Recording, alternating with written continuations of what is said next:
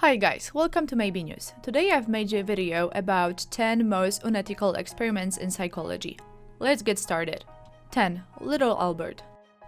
Those involved in psychology likely already know the name of John Watson. Watson is known as the father of behaviorism and often used orphans in his various experiments. In one well-known and especially unethical experiment, Watson used a 9-month-old orphan known as Little Albert.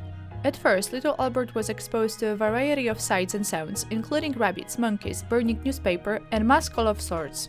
In the experiment's second phase, Watson introduced Little Albert to a white rat. As with the other things, Little Albert didn't show any fear of the rat. That is until Watson began making loud noises with a steel bar anytime Albert touched the animal. Not surprisingly, the presence of the rat turned distressing.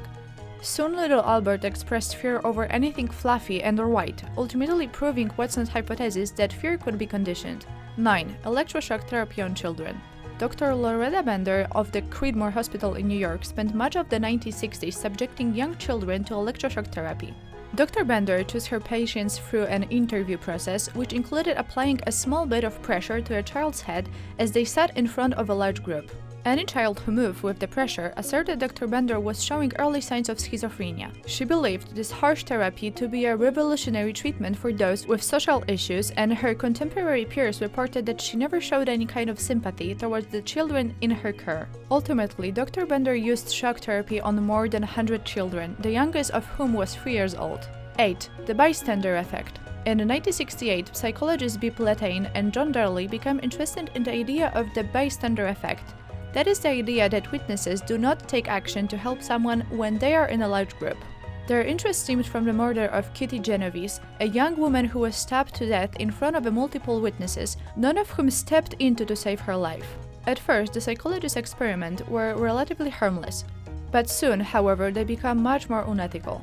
In one experiment, test subjects were put in a room with an actor who then pretended to have a seizure. The study found that when a group of subjects witnesses the seizure, few people stepped forward to help. Subjects who were in the room alone with the actor, however, were willing to step up much more quickly.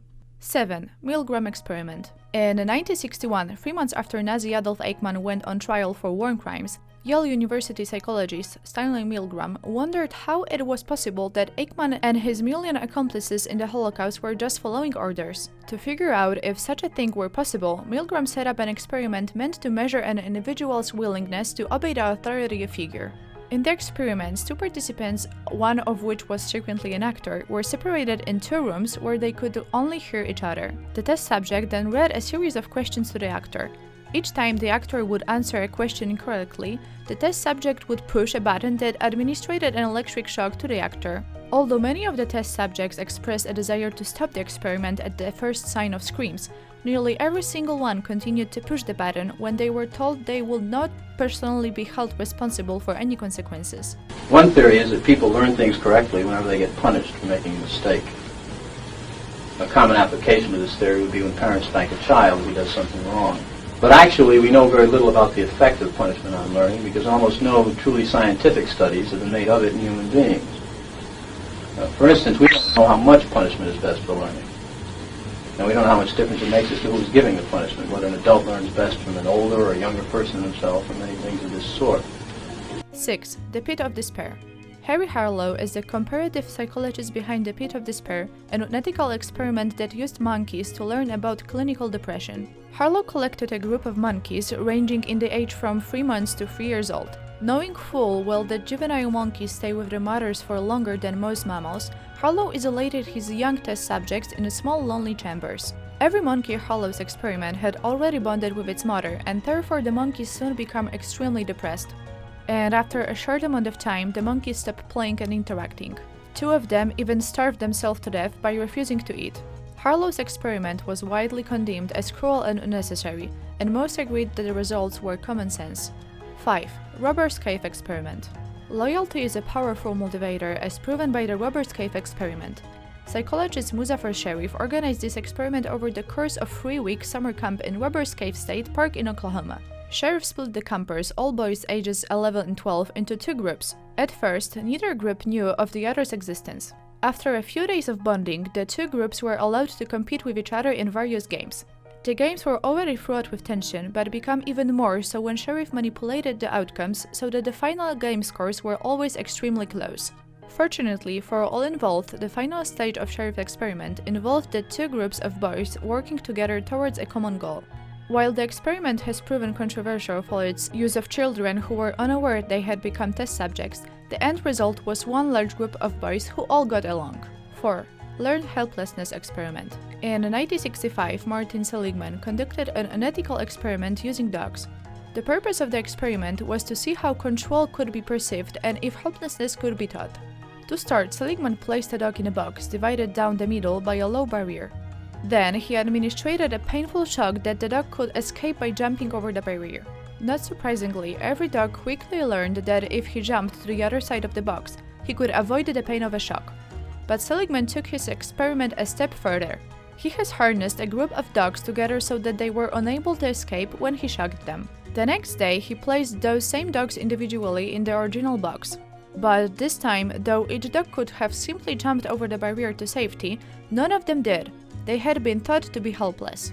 3. The Monster Study. In 1939, 22 orphans living in Davenport, Iowa, became the test subjects of Wendell Johnson and Mary Tudor, two researchers from University of Iowa. The study was about stuttering, but it didn't go quite the way you might think.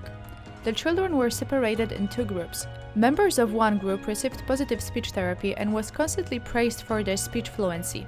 The other group received negative speech therapy, which included being belittled for any speech imperfection they had happened to make.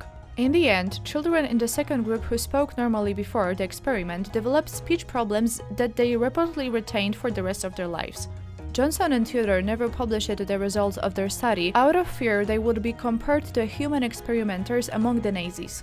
2. Racism among elementary school students. This controversial experiment is the only one on our list that was not conducted by any actual psychologist. Rather, Jane Elliott was an elementary school teacher and her test subjects were her 8-year-old students. In 1968, a few days after Martin Luther King Jr. was assassinated, Elliott struggled to explain racism to her young students. Instead, she split them in two groups. One group made up of students with brown eyes and one group of those kids with blue eyes. Then, Elliott treated those with blue eyes as superior group and cited fake scientific studies claiming those with blue eyes were better. After a few weeks, she switched the groups. Though many students in Elliott's class later regarded the classroom experiment as life-changing, Elliott received public backlash over her teaching methods. While some people merely had an issue with deceiving such young children, others had an issue with the fact that she was exposing white children to inferior treatment. 1. Stanford Prison Experiment. The Stanford Prison Experiment, perhaps one of the most famous experiments ever conducted, took place in August of 1971. The purpose of the experiment was to study the causes of conflict between prisoners and those who guard them. 20 formal students were randomly assigned the role of either guard or prisoner, and then set up according to their role in a specifically designed model prison located in the basement of Psychology Building on Stanford's campus. It soon became apparent that those who had been given the role of guard were taking their job very seriously. They began to enforce hard measures and subjected their prisoners to various degrees of psychological torture. If that's surprising, perhaps it's even more surprising that many of the prisoners in the experiment simply accepted the abuses. The authoritarian measurements adopted by the guards became so extreme that the experiment was abruptly stopped after just 6 days. That's all for today. Thanks guys for watching and see you in the next episode.